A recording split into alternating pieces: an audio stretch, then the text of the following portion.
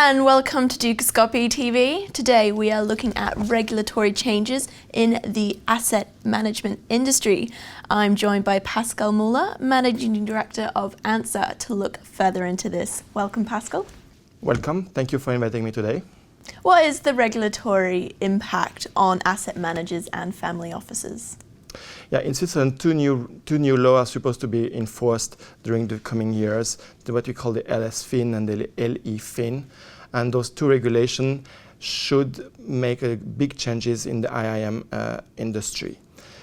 The Swiss government is supposed to come back by the end of 2015 and the law to be enforced in 2018. The two other aspects that are very important to the IIM today is the tax pressure. In fact, the fact that the Swiss banking secrecy is going away, and the fact that the cross-border issue is very important as well. They have never been allowed, but they are not allowed to go outside the country anymore to meet their clients. So do you think these regulatory changes could have an impact on the legal structure of these managers?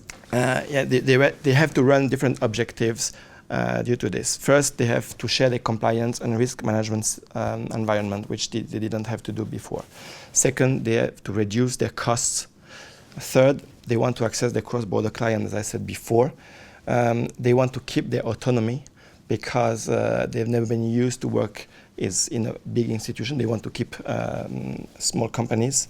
And they need to find a transitory model between now and 2018 where the law comes in force, and because nobody knows exactly what the law is going to be by then. So what we saw, in fact, are three main type of initiatives. The first one is in Switzerland, they consider long-term, so it's creating a group of asset managers that work together and in Switzerland.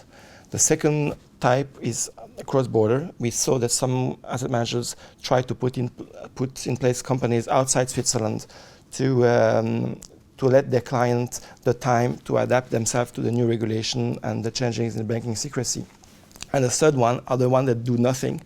They're just waiting for the best platform to be operational, because with the time we see that the law will be more precise and some of these initiatives will be more accurate with the law. So those asset managers still wait, even if they have to pay a little more to jump into the most accurate initiative by the time. And how about these changes on the legal structure about operational level? So at the operational level, it's very important to understand that those asset managers, they used to be very small, alone, single person companies are coming together. So those group of asset managers are going to manage more than 1 billion or several billions of Swiss francs of assets. So they really need to change the way they work.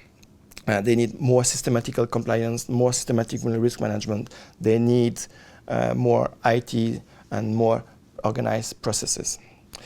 It's not because the banking secrecy is disappearing that there is no confidentiality issue anymore, and it's very important that this asset managers understand that it's now time to probably leave their IT in their company to more an outsourced IT structure. So that's why at ANSA we are thinking in terms of software as a service in one side. So the asset manager doesn't have its IT internal anymore, and we do BPO, we give back office services to the client as well. Do you think asset managers and family offices should offer additional services? And if so, which ones and why? Definitely. So asset managers, as any type of business, definitely, as any type of company, they have their key clients, and they have to serve these key clients probably better than in the past. Those clients have the choice now to stay in Switzerland or go outside in other countries. So basically, why should they stay? Because they have a better service, because they have more service that they can expect from outside.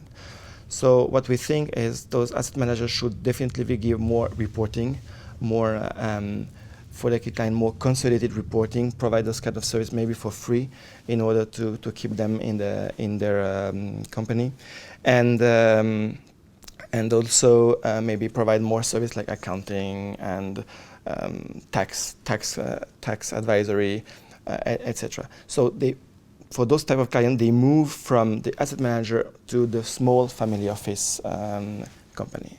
That's the idea we have at Answer. So is the quality of the data provided by these banks enough to provide the new services?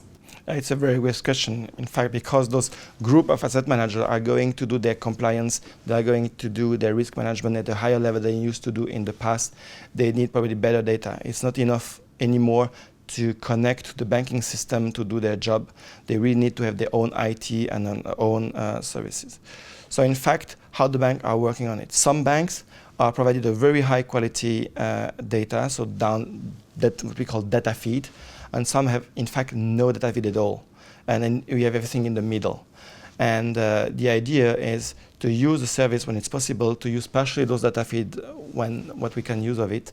And we have this BPO and back office service to provide the complementary data entry to serve those clients and their risk management and compliance needs. Well, thanks for coming into the studio today, Pascal. It's been a pleasure speaking with you. Thank you. It was a pleasure as well. That's all from Pascal and myself for now. Thanks for tuning in, and be sure to keep clicking back to Dukescopy TV.